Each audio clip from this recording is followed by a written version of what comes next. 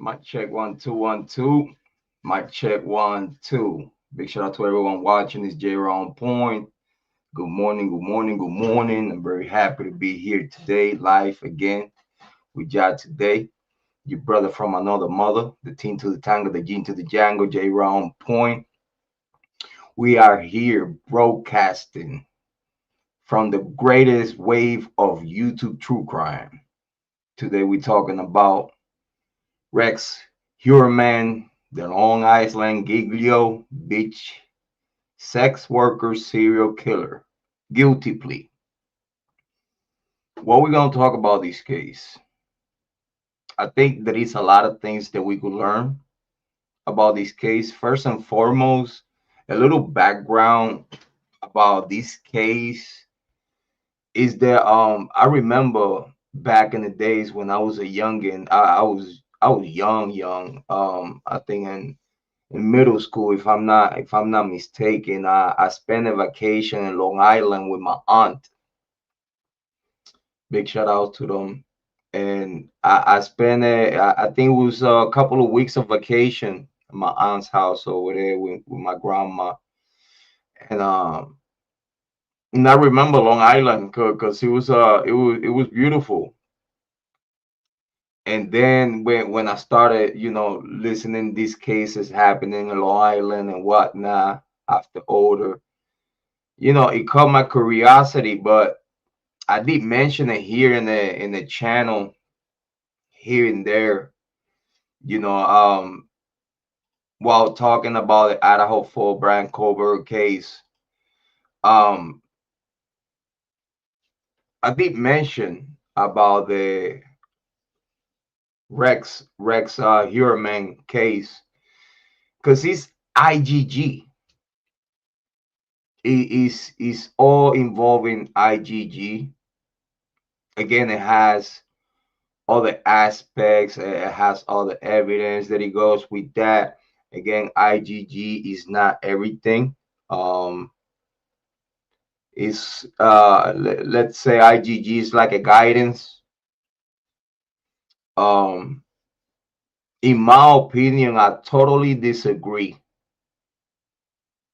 with the use of IGG to resolve criminal cases. Um, the reasons for is that it hasn't been regulated. And with that, I said that, for you to utilize a certain technique against someone's life, for example, a defendant, and you're gonna use IGG against it, in my opinion, you have to be crystal clear that the method used against the defendant is crystal clear, and not just crystal clear, is also legal. It has to cross a lot of T's, dot a lot of I's.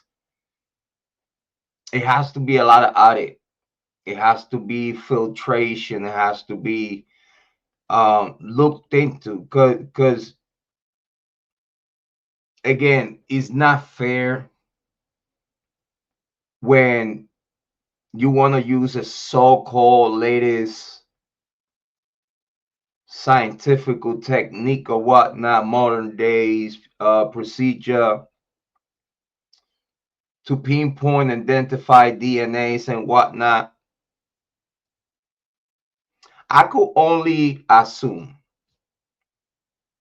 that the Department of Justice, before they even accepted the method as a technique for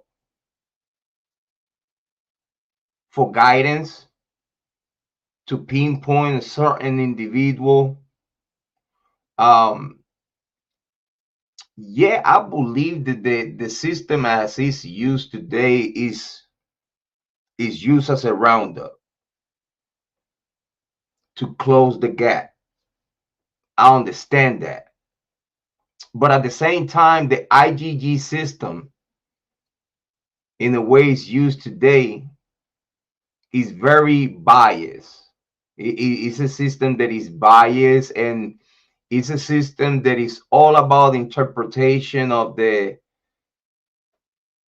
person that is doing the whole test. It's really up to human determination. It's really up to how much that person knows about our IgG, or what's possible, what's not possible, what's the limits, what's the lines to not cross with IgG.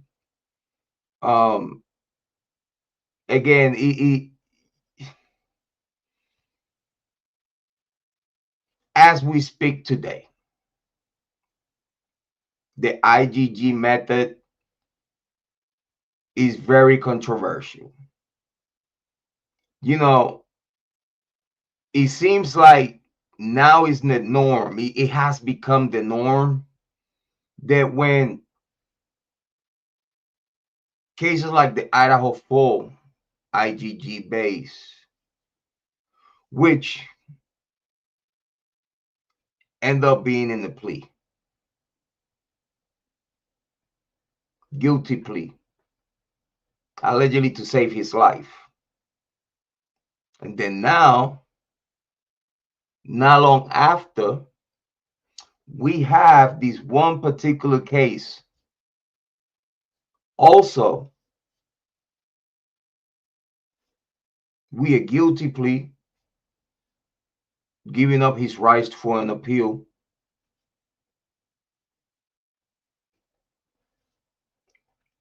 It's very particular to me. It's very particular.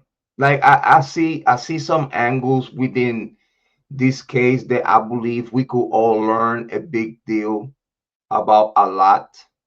I think that parents could look into this case, and young ladies under 18s and over, they could learn a side of